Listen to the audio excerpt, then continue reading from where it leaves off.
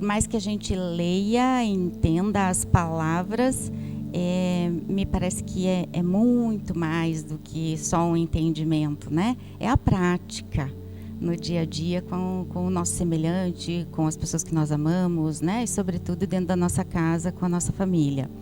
Então, se a gente for pegar o dicionário, respeito vem do latim, né? O respeito significa respectus, que é você ter uma consideração, né? Uma reverência, uma deferência para toda e qualquer pessoa, né? Mas eu fico pensando que quando a gente entra no mérito de entender um pouquinho mais sobre consideração, a gente pensa exatamente o quê? O que é ter consideração pelo outro, né? Então, você considera quem ele é, como ele pensa, qual é a atitude dele, qual é o comportamento que ele tem, né? E se você tem um conhecimento, inclusive, um pouquinho mais profundamente a respeito dessa pessoa, você, inclusive, considera a origem dessa pessoa, a educação que ela teve, a família, de onde ela veio, né? Então, a gente vai aprofundando para entender o que é você ter respeito e considerar alguém, né? Como a referência, né?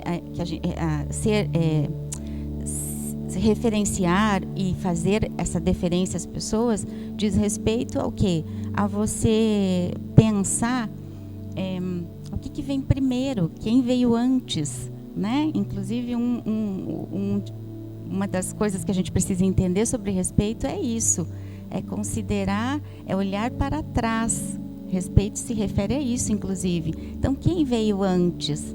Né? E às vezes eu comento com alguns dos meus pacientes que a gente precisa honrar, isso é bíblico, né? Honrar nosso pai, nossa mãe, honrar a nossa origem.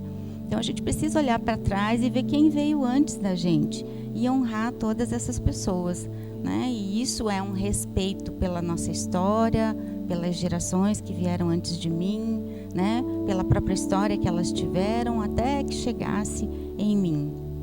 Então, eu entendo que respeito é tudo isso.